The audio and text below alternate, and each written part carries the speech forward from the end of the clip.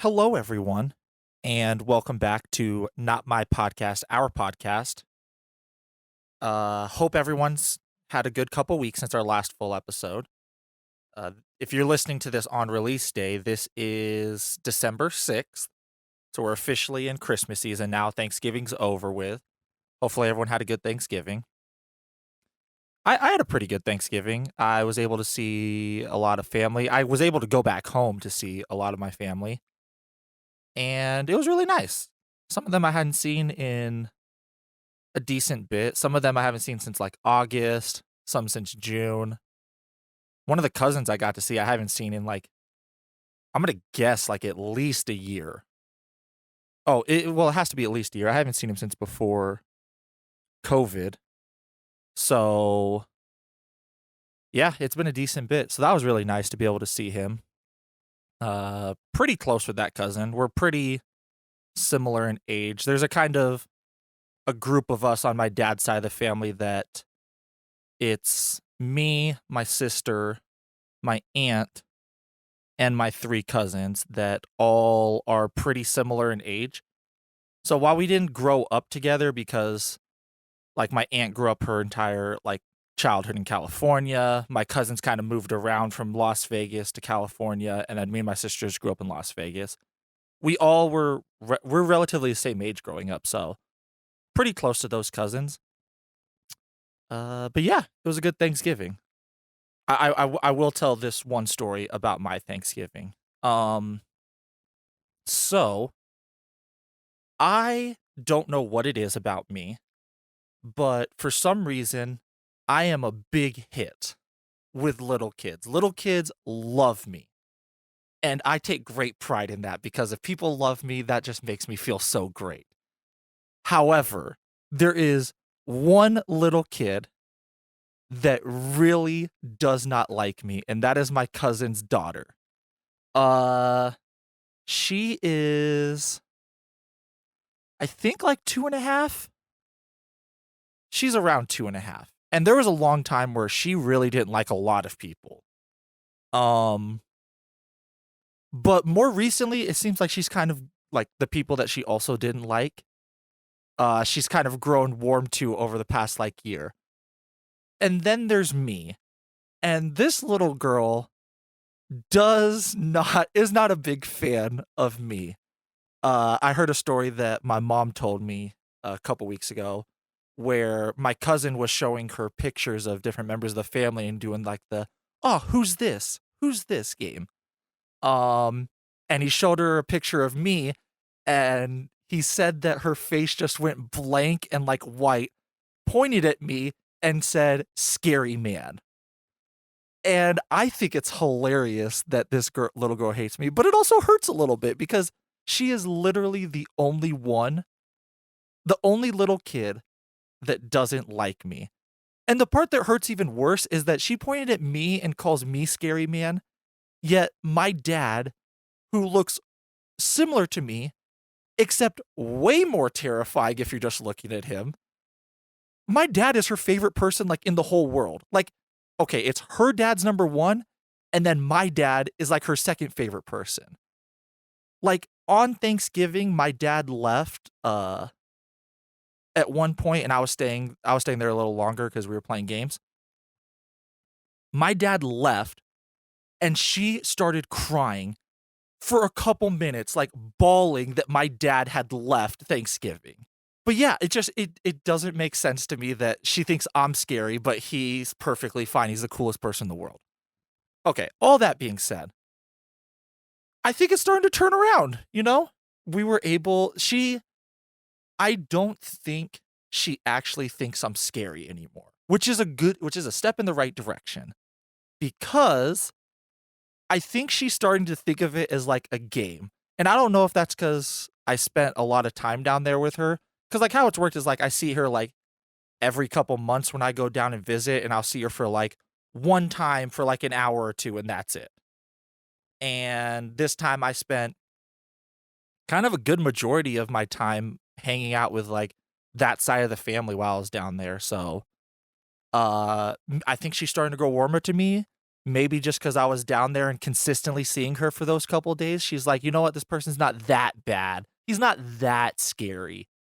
But yeah, it feels so good that if she actually does like me, I can go back to my 100% success rate with little kids liking me. But we'll have to see. I am holding out that I hope she still remembers how cool I was when I go back down there for Christmas, but we'll have to wait and see. That's gonna be a thing when we go back down there. But yeah, it was good to see a lot of family and hang out with them. And it was a good Thanksgiving. So hopefully all of you guys had a good Thanksgiving as well. All right. I am starting a new segment on this podcast every episode that I am calling Fresh Takes with Francisco. So, the way this is going to work is I bought a book, and this book is called The Book of Questions. I got this idea from a TikTok that I saw. I wish I remember the lady's name that was talking about this, but what this book is, it essentially is a book of really open-ended questions that basically kind of get your take on some of these different random scenarios that it throws you in. So I had the idea of I'm going to buy this book and I am not going to read a single thing from this book. The only time I've opened this book so far is I opened it because they number how many questions there are in the book. I wanted to know how many total questions there are in this book. And so what I'm going to do is I am going to get a random number, open to that page, read it, and then give you guys my fresh take on this thing that I'm reading for the first time.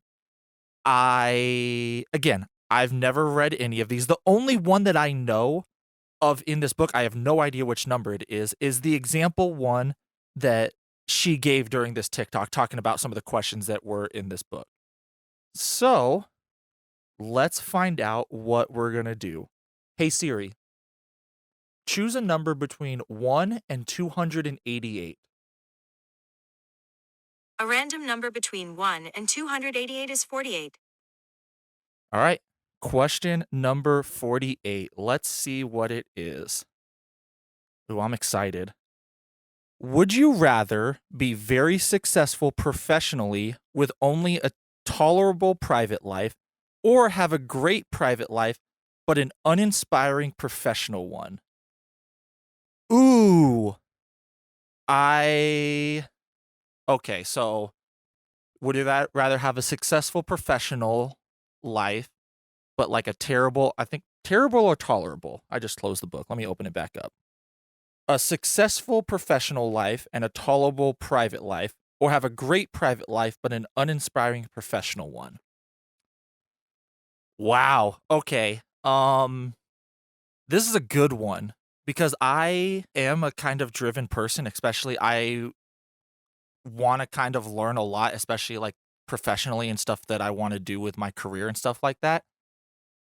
However, I over the past basically year and a half ish, I've really come to kind of put a big emphasis on my private life.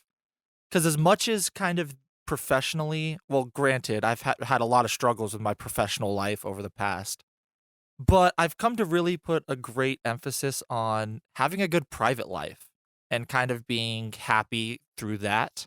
That's so tough to choose because it's like, okay, I do want a successful private life, but the way they worded it, the question is having an uninspiring professional life. Uninspiring is a whole lot worse than just tolerable. I'd still go with it. I think having a uninspiring professional life, but having a great private life would probably be the one I would choose. Just because I don't think your professional life needs to kind of define who you are as a person. I don't think it needs to kind of define you. You are more than what you do for your job. And while I'd love to have a really successful and inspiring professional life, if that doesn't happen and it's an uninspiring time, if I can have a great private life and be happy through that, I think that would be worth it. That's a good question. Wow. I wanna know what you guys think. Let me know, uh, if you watch this episode and you have if you have a differing opinion or the same opinion, why you would choose either one. Send me an Instagram DM. I'm interested to see which ones people will go for this. That's a good first question. Thank you. That was a good first question, Siri. Good job choosing that number. Siri doesn't like listening to me that often. She does her own thing every now and then. She did a good job on that one.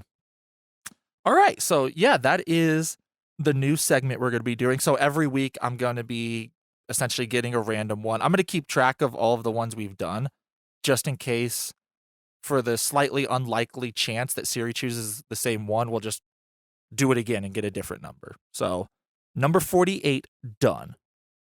All right, and now for the topic for this episode. So, the topic for this episode is my favorite things from 2021. So, the idea I had for something like this, I had a kind of idea for a while. I didn't know exactly how I wanted to do it for an episode, but I wanted to kind of do like a ranking episode. I like ranking things. I think it's fun. I think having to force you to make a decision for essentially completely like arbitrary and things that don't matter is kind of fun. So, my first idea when I wanted to do something like this is I was going to kind of do like a top 5 for all of these different categories of like my top 5 books that I read this year, my top 5 TV shows that I watched, my top 5 like video games I played and stuff like that. I was starting to come along with that idea. The problem I had with that is that some things I really didn't have 5 things that I really, really liked. For instance, with like movies or TV shows, I don't watch a lot of movies and I don't watch that many TV shows. So trying to come up with like 5 of those was me essentially trying to like fill it out just because I wanted to do like a top 5 for everything. And so I eventually came around to the idea of doing a favorite things. So I have a whole bunch of different categories that I have of like, what are my favorite things from this category to do? And I also put this out on Instagram. So I also had some people respond for some of their favorite things for that. And so we'll talk about them as we go. So the 5 categories that I have for this episode is number 1, random things. Number 2, movies. Number 3, books. Number 4, TV shows. And then number 5, video games. Again, lots of it was I was mostly trying to go for different like content things. Like people like you can go watch or you can go play or something like that. Some people put in some answers for some other things, and we'll talk about those when we get to them. But yeah, that was the idea I had for this episode. All right, the first group we have is random things. And so this is one where I couldn't really find a big grouping to throw all of these things that didn't fit with any of the other categories into. So we did have a couple people respond with answers for this. First one we have is from Miles. And Miles, if you guys watched the second episode of the podcast, he was on there. And he had a favorite thing was called Puerto Rico. And I was wondering, I was like, what the hell are you talking about type of thing? And so I had to message him and I was like, I don't know what you mean with Puerto Rico. What are you talking about? And so Puerto Rico, he told me, is a game. Essentially, it's kind of like Settlers of Catan. I was reading a little bit into it because I was like, I don't want to just talk about something that I have no idea about. But essentially, it's like a Settlers of Catan game. I think it's somewhere like 4 players play it. I don't know much more about it, but that's Miles' favorite thing, board game. So if you want to go check out Puerto Rico, or if you just want to go to Puerto Rico, that would be kind of cool. But that's way more expensive than a board game would be. Second one we had was from Allison. Allison said her favorite things was Kit Kats, specifically free Kit Kats. And that is true. We had a conversation about this where she was trying to pick her favorite candy and was having the hardest time in the world picking her favorite candy. And so we came to the conclusion that her favorite candy is Kit Kats, and specifically free Kit Kats that are given to her is her favorite thing. And the last one we had was from Sam, and Sam said his favorite thing currently is a Mediterranean wrap from Arby's. I have no idea how good this Mediterranean wrap from Arby's is. I'm not the biggest Arby's fan. I think it's very overpriced and not that great. So, but if you like Arby's and want to try the Mediterranean wrap, Sam gives his stamp of approval for it. All right, for me, I have 3 favorite things for random things. Number 1 is one of my favorite things from this year is TikTok. TikTok is something that I talked a lot of crap about. So I obviously knew about TikTok over the past couple years. I have a lot of younger cousins that used it, so I wasn't totally oblivious to what this was. But I never downloaded it because I was just like, this isn't for me. This doesn't fit. Eric had downloaded TikTok. I think he downloaded it last year, and he would always say, like, nah, TikTok's actually really good. And it wasn't until this year, I think about March or April, where I decided to download TikTok. And they were right. TikTok's amazing. It is such an addicting app that I do want to recommend it to you guys, but also know that it is a rabbit hole. And if you hop into this rabbit hole, you might get lost down there. So download TikTok at your own risk. Know there is a big caveat of, hey, you might become real addicted to this. The second thing for my favorite random things is I have always been really interested in learning about photography. I like going on drives in Utah. Utah's a very beautiful place for the outdoors. And I I had my phone, I would always go and take pictures, but I was like, I'd always wanted to learn more about photography and kind of get good at that. It's always been an interest of mine. I just never pursued it. Really until this year is during the summertime. I would go on these drives. I really liked it. And I decided to buy an actual like really good camera. And I love it. I love going and taking pictures. All right. The third thing I have for random things is, and this one's going to take a second to kind of explain how I even found this thing. So I just came back from Thanksgiving. And whenever I do these long drives back between Vegas and out where I live, I can't sleep that night. I'll be up for basically like until like 4 in the morning just because I can't sleep. I don't know what it is. I'm like dead tired while I'm driving in the car for these like 6 hours. But once I get back to where I need to be, I'm just sitting there and I'm like, well, I'm wide awake now type of thing. So I'm just laying in bed when I got home, scrolling through it, and YouTube recommends me a video. And so this video is a Disney documentary. And it's a documentary specifically about wait times and waiting in lines at Disney and some of the things that Disney has done to try to help with like the waiting in lines thing. So it talks about like things like Fast Pass and some of the other ways that they've tried to mitigate how much time you're waiting in line for these rides and attractions at Disney. And I know this sounds so incredibly dumb on a basis for this, but it is a highly entertaining video if you want to go watch it.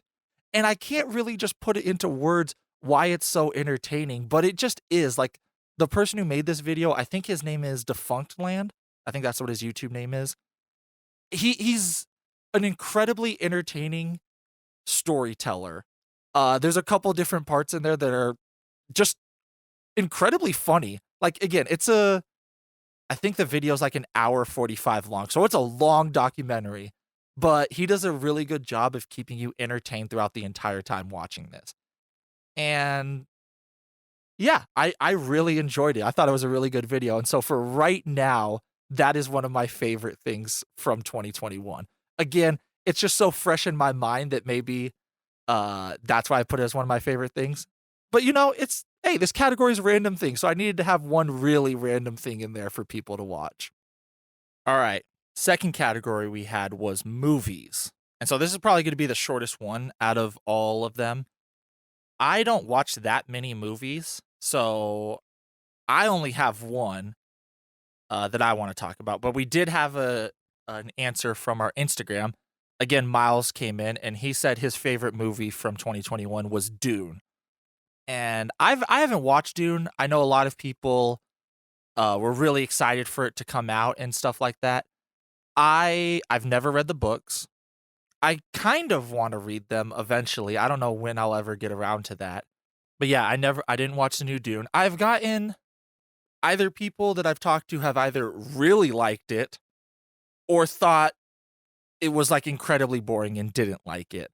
I've gotten a lot more people that said they really did like it though, so probably is a really good movie, and I'm assuming if you are a fan of the Dune series and, like, you're a fan of kinda that universe, it seems like a lot of those people actually really did like the movie, so that is really good that, this movie was able to get the really big fans to enjoy the movie. Because a lot of the times when you see things get adapted into, like, movies or TV shows, the biggest critics of that are the big fans, and so it seems like it's kind of the opposite now where it's like, the people that are complaining about it are the ones who probably don't know all as much as, like, these other people do, so it's harder for them to probably catch up to some of the stuff that the big fans know, and so if the big fans love it, it's probably a really good adaptation, so, if you haven't watched Dune, Miles says you should go watch it.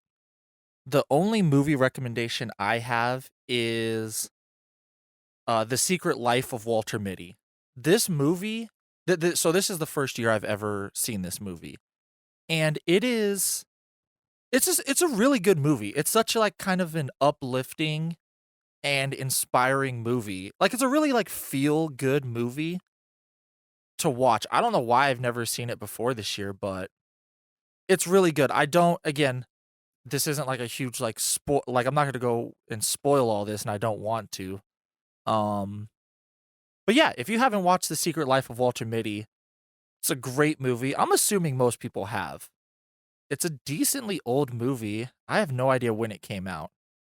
I'm guessing, like, early 2010s. That's my guess. I have no clue. Yeah, but it's a really like, if you want a really, like, feel-good movie, go watch The Secret Life of Walter Mitty. Alright, 3rd category is books. So, we're talking about books again here real quick.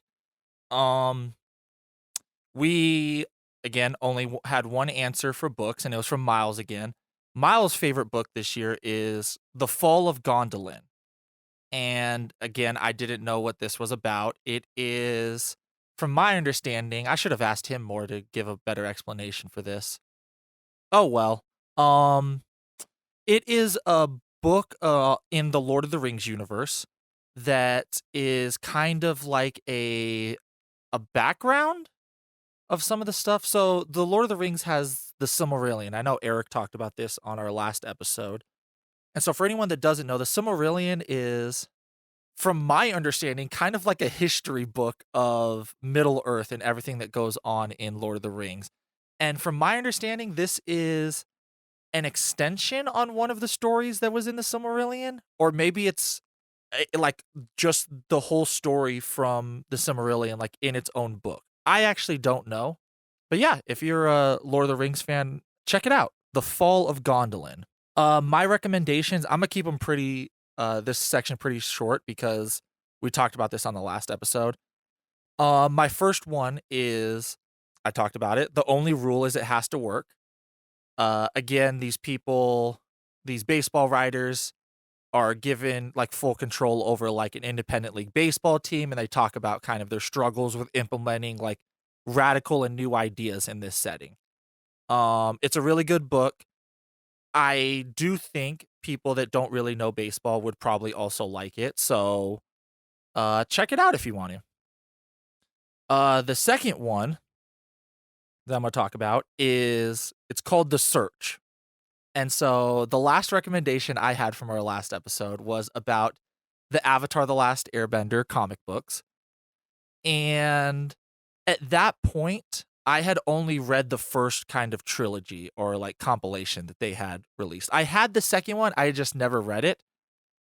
The Search is the second one. And so I ended up reading it.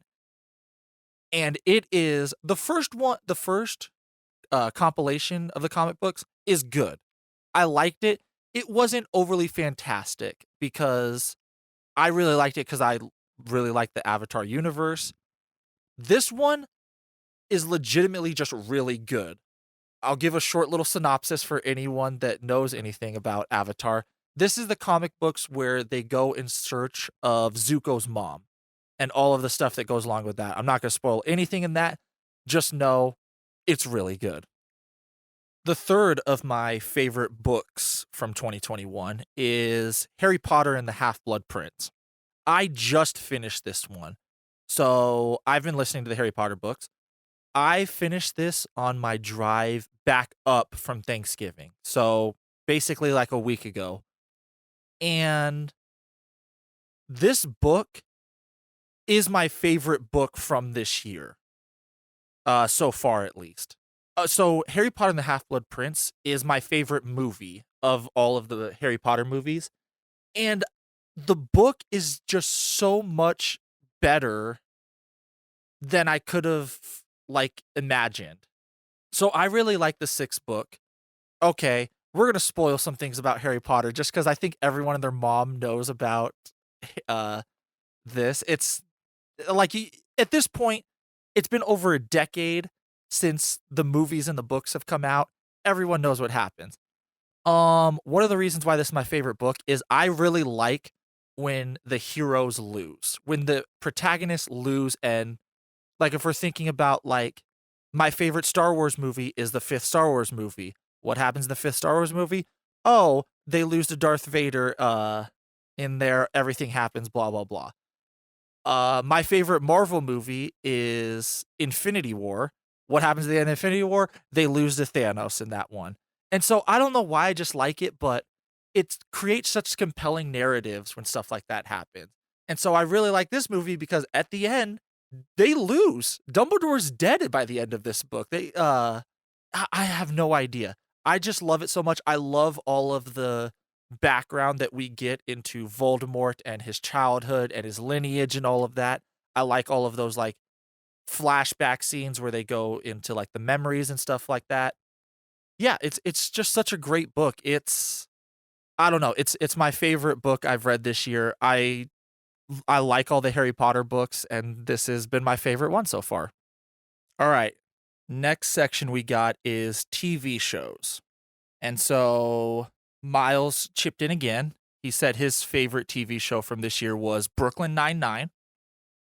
I I have never watched Brooklyn Nine-Nine, but I have seen a lot of the clips from that show, and that show honestly looks hilarious. It even the complete out of context clips that I get from that show make me laugh.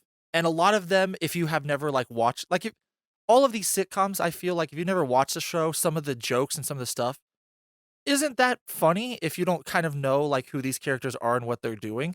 Brooklyn Nine-Nine is one of the only shows where if I see a clip of it, I can honestly just bust out laughing from just seeing the clip and knowing nothing else. The only other one where I can think of that that's true is Community. And Community is another one that I've never watched, but I see clips from Community and I'm like, this show looks fantastic too. So yeah, that is Miles' favorite TV show from this year. My favorite TV shows, I have two. The first one that I'm going to recommend is called Arcane. And this show just recently released on Netflix. So this is a show based on the League of Legends lore. And so League of Legends is a video game. hugely popular, and it is based on the characters and some of the lore behind them from that game. I can't personally say whether, if you don't know anything about League of Legends, if you'll enjoy the show, but I'll just say this. Rotten Tomatoes, when I checked it, had a 100% on critics and a 99% on audience. Meaning, so if you've ever gone and looked at Rotten Tomatoes, most movies fall in either, well, like if they're considered good movies, they either fall in critics really like them, but audiences are not as high on them, or audiences really like them and critics aren't as high on them. This is one of the first ones that I've seen that both sides are incredibly high on this show. And so I'm going to assume, since the audience scores and the critic score are that high, people that don't know anything about League of Legends or those characters probably really liked it too. The art style is amazing. The music is amazing. It's so compelling. From someone who does know the League of Legends lore and played League of Legends a lot, there is one point in the story. I'm not going to spoil it, but so not every character from this show is a character in League of Legends, but I think there's like 8 that are characters in League of Legends, and there is one point where 2 characters are fighting in an episode. And I'm sitting there and I'm thinking, like, I wonder if they will keep this game accurate. Because I'm thinking about it in terms of the game. I was like, well, if these 2 characters fought in game, this character would like destroy this other character. And I was like, but kind of in the sense of it, I was like, that wouldn't really make sense narratively if that happened in this show. Like, I was expecting this other character to win. No, they actually kept it game accurate for this fight too, where the other person destroyed them, wrecked them. And I was just like, I don't know if they did that just because they wanted to kind of keep this game connection of like, hey, this character wins in game, because it actually happens like in the real lore of it also. But I don't know. I thought that was a really cool tidbit. And it's such, the show, the story's good, the visuals are good, the sound, the music. It's a really good show. So if you haven't watched it, I think you should check it out. The second show I'm going to recommend is The Good Place. So this one is, it's a sitcom, but it's a sitcom in the, not in the traditional way. Because most sitcoms you watch are very episodic, where one episode doesn't really relate to the next. You can hop in at any point and be fine with watching it. This sitcom is very kind of story driven, where I don't think I could go into this show and just hit like random and watch a random episode, because again, they're building this storyline throughout like each of the seasons and for the entirety of the story, that it really feels that you need to watch it all the way through, like just straight through. And so I'll give a quick little synopsis of kind of the over level of what's happening. Is The Good Place is, so after you die, you go to this place, and so they essentially tally up your entire life and give you like a point value for your life. And if you have enough points, you make it to the good place. If you don't have enough points, you make it to the bad place. And that is essentially the entire premise of the show, is these people die and they made it to the good place. And so it's all of the stuff that happens with that. And I don't know, it's a great show. It's super funny. Kristen Bell is the main character in it. She's hilarious. It is only 4 seasons. I think it's 13 episodes a season, 20-minute episodes. So you can binge through it kind of quick. I know my aunt watched it, and I think my aunt finished it like within 2 weeks or something like that. It's also a really emotional show too. It is, I don't think I'm like one of those big men, like manly men that don't ever like show emotion or anything, but I don't usually like cry or like tear up in movies or stuff like that. There's a few times where that happens, but it doesn't happen that often. This show got me a couple times where it hits so deep in this. And it has such the ending of the show, it's such a good way that they ended the show. It's like it is not disappointing. I know we talked about if you stayed for our film episode afterwards, we talked about some of Game of Thrones and how the ending was kind of disappointing. This ending, not disappointing at all. Whether you like the ending or not is a completely different story, but I at least feel that they ended it well. I can't think of another way that they could have ended it where I'd feel more satisfied with how they did. So that's another one. Both of those incredibly good shows. If you haven't watched them, watch them. All right, last category I have is video games. And I did not have anyone give me their recommendations on video games. So I have all of these and I have 5. So I'm going to kind of spend a little bit of time on each. I'm probably not going to spend too much time on them. The first recommendation I have is The Legend of Zelda Breath of the Wild. I have become addicted to this game over the past week and a half to 2 weeks again. It is such an entertaining game. And the thing is it's entertaining in the way of there's really no story that's going on. There's really no path for you to do. Like once you get out of the first like initial area of this Breath of the Wild game, it essentially opens up and it's like, go do what you want type of thing. And no other game has really captured that sense of like freedom that Breath of the Wild gives. There was a time the other night where I was playing where I was chopping down trees and gathering like fruit in the game for 30 to 45 minutes, and it was the most entertaining thing I could think of doing at that time. Like it's stuff like that, like the things that sound so boring, but you play it and it's just so serene that you just get kind of like enraptured in this game that makes that game so great. So if you've never played Breath of the Wild, highly, highly, highly recommend it. Okay. The next game that I'm going to recommend is called What Remains of Edith Finch. For anyone that doesn't know, this game it's called a walking simulator. That sounds kind of weird if you guys aren't really into games. But essentially what walking simulators are is these games are relatively short usually. Most of them are less than 5 hours. Like 5 hours would be I'd call like a long walking simulator game.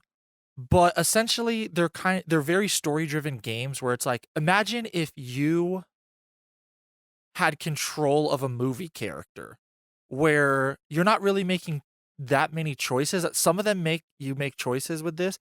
Most of them it's like you just following along kind of this path of this story that you're making. There's usually no combat. Usually it's different puzzles that you do going through, but a lot of it is very just like you engaging with a story by you actually having to do it type of thing. You're not sitting there just passively watching something like you would a movie, but you're actually actively a part of this because you're the one that's controlling this character. And What Remains of Edith Finch is probably my favorite of this genre that I've ever played. I haven't played that many of them, but it's such a great game. And so the way this game is you are playing as Edith Finch. And the Finch family is essentially a cursed family. And so essentially everyone in her family has died from all of these crazy like tragic accidents or like random things that happen. And you are going back to your childhood home where the Finch family has lived for generations. And so it's on this island. I think it's an island. Yes, it is an island. And it's like this crazy looking house, all of this, and you are essentially re-exploring this house. Now, the house has been abandoned for a while now, And you're re-exploring this house, kind of finding all of these things about your family, like your family and your ancestors that you never knew, and it's you kind of discovering about, like, all of these people. And so, like, there's a part where there's, like, a family tree in there, and it shows, like, all of these different people, and as you go, you're finding out more about these family members. Edith kind of draws all of these sketches in them to, like, remind you about, like, all of these things that you're learning about these people. And it's such an entertaining game, and it's such a good story. I loved it. I played it earlier this year, probably, like, in March or April or something like that, and I still love it now. It's a pretty short game. I think this one is 3 hours, so not that long comparatively to some of these other games. And you can also get it pretty cheap. Like, most of the time, you can get it on sale for, like, 4 or $5. So spending 4 or $5 for 3 hours of entertainment, I'd say that's 100% worth it. Okay, the third game I wanna recommend is Mass Effect. So, Mass Effect is a game, it's a trilogy. Well, okay, they initially had it as a trilogy, and then they released a 4th one later, but I'm mostly talking about the trilogy. Mass Effect is a sci-fi game that is set in I'll call it, like, near Earth future. I think it's something like 100-ish years, 150 years in the future. So, I mean, it's a little bit further out, uh, than anything, but it's not, like, so insanely far out into the future. And the initial premise of this is, humans discover, like, alien technology on Mars, and they discover what they call a Mass Effect relay, in our solar system out by Pluto. And the humans figure out a way to kind of open it up, and they travel through this relay and come to find out that this one relay is part of a huge network where, like, all of these galactic species kind of thrive. And so this relay had been dormant, and so no one had kind of come towards that area. And so humans kind of thrust themselves into this whole galactic civilization with all of these different species. And so this is all pre the first game. So this is like 30 years before the first game. And so when we start the first game, you play as Shepard. You play as Commander Shepard. It's an RPG, so you can choose, like, is Shepard male, is female, you make all of these choices. But you start as Commander Shepard, and essentially you are you are being looked at to be what's called a Spectre. And Spectres are like the elite of the elite agents. Imagine, like, Navy SEALs, but for, like, a galaxy, like, civilization with, like, all of these species. And so you're being looked at for that.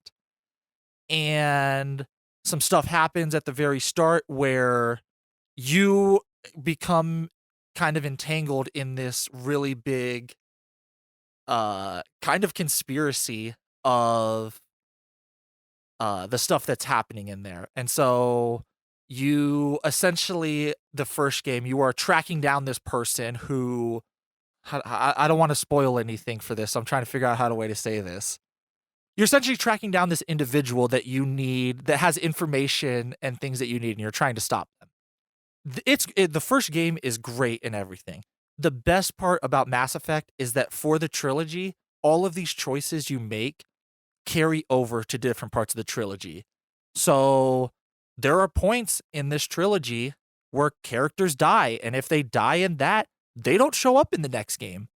There are choices you make. If you side with one side over the other, if you side with one side over the other for something in Mass Effect 1, this thing will just be pushed off into the background. And then in Mass Effect 3, the last in this trilogy, that choice that you made way back then is affecting the storyline that's happening there.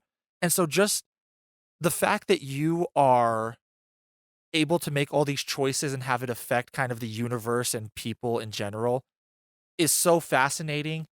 The characters are amazing, all of the squad mates you have in these games are really enjoyable, they're really fun. It's a great trilogy. Mass Effect 2 is probably my second favorite game ever.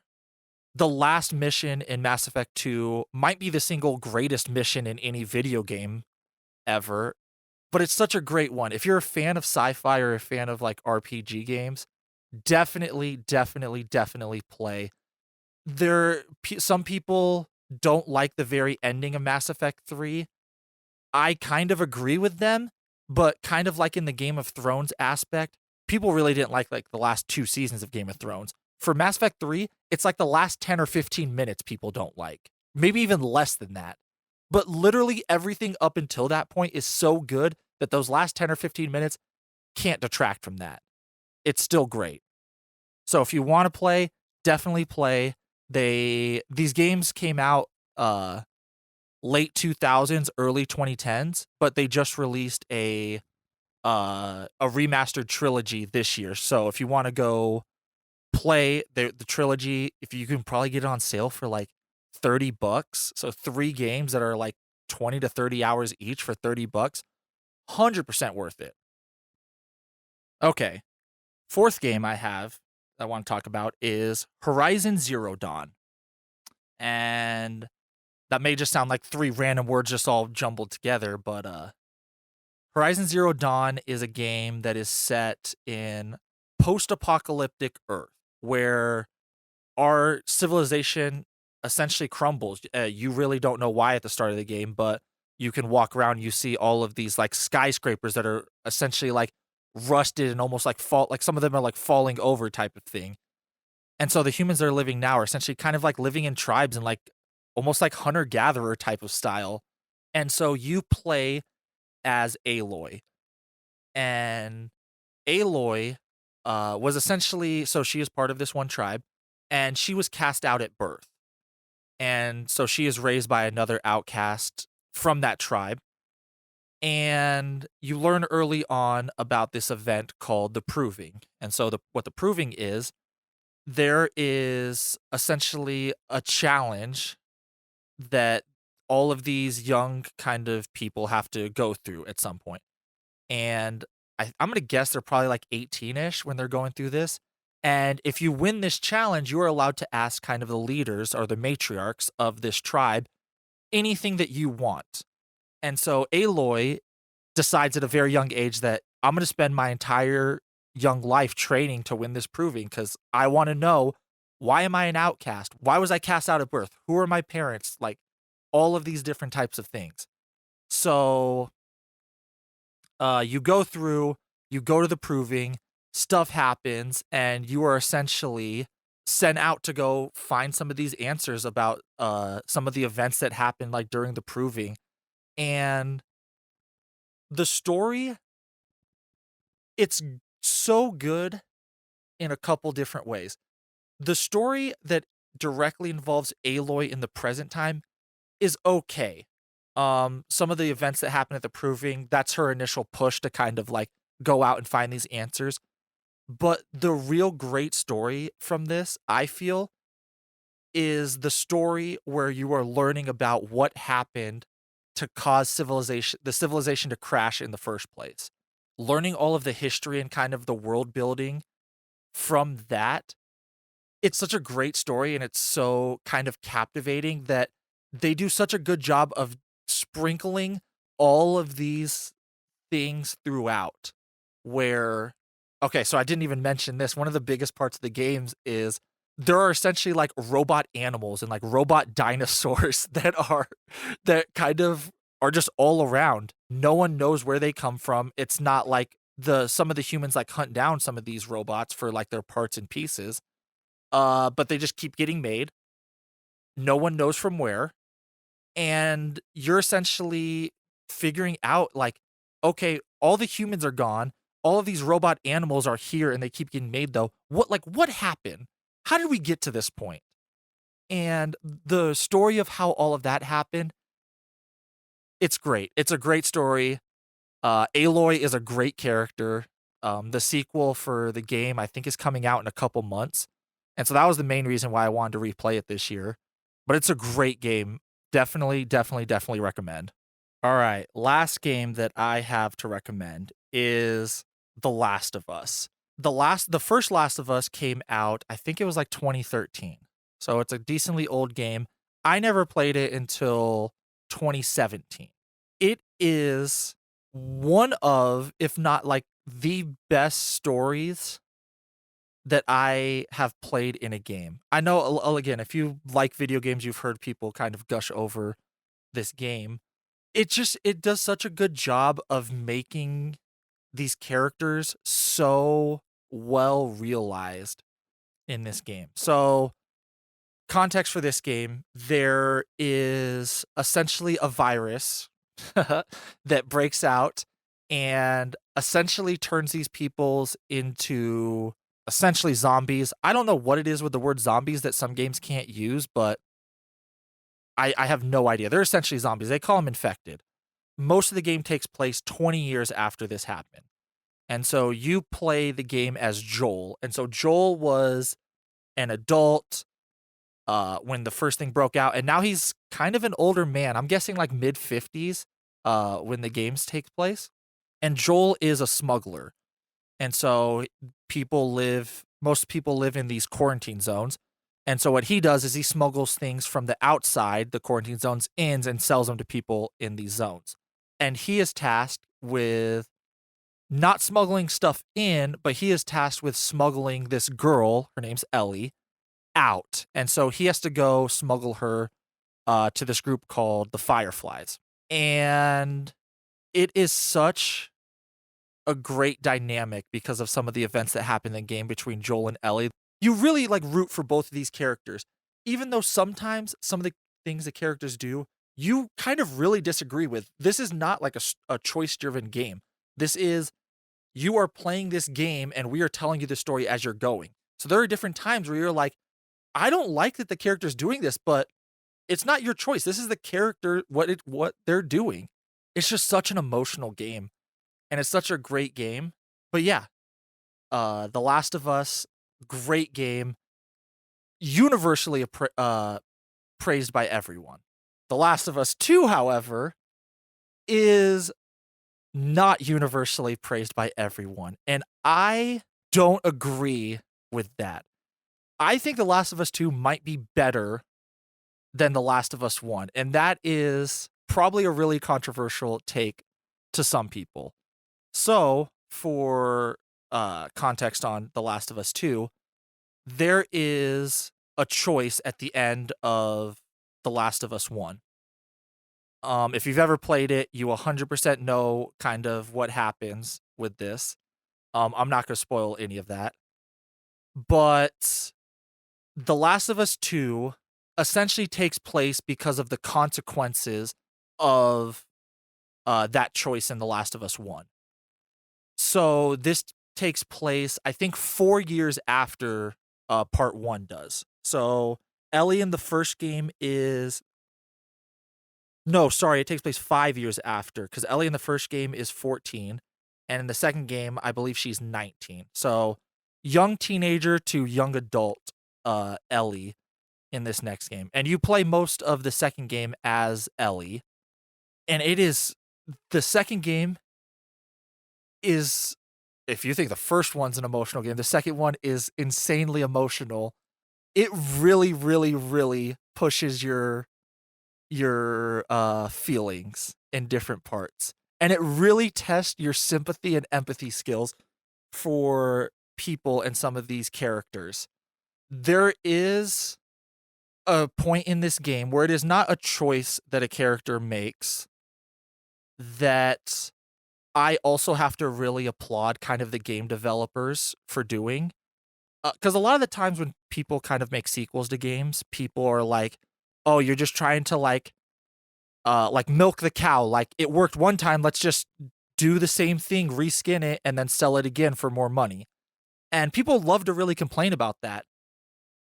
The Last of Us 2 did not do that at all. Like, this is not just The Last of Us 1 again. There are some choices that they made for the game that really, really show that they were willing to risk it to be able to do this. And I really appreciate that they were they weren't just going to sit there and try to not be creative and not do something new. They really, really did something new. And I think that's the main reason that rubbed people the wrong way is they didn't like that they tried something that risky, yet people like to complain when people don't take risk. I don't know, it doesn't make sense to me. But yeah, The Last of Us 2 is great. I will say this. This game makes you feel so much that it took me a couple days to kind of wrestle with my emotions after I finished this game for the first time. I played it for the first time last year and replayed it again this year. But it took me a couple days to kind of like really like process like the emotions that I was feeling because of this game and because of this story. It's great. I love The Last of Us. Yeah, if you've never played, I definitely would recommend it. Do your best that if you do want to play it, avoid spoilers as best you can for both of the games cuz playing these games without knowing anything that happens, it really really hits home. And if you find some of the spoilers before, I'm not sure some of these moments would hit as hard. So do your best. If you've already been spoiled on it, I'm sorry. Game's still great if you still want to go play it. All right. Well, that is all of my favorite things that I wanted to talk about today. Let me know what you guys think. Are some of the things that I said or some of the things that some other people said, stuff that you actually like if you ever go out and try some of these things? Let me know how you liked them. Yeah, this was a fun episode. I hope you guys liked it as well. Uh, yeah. See ya.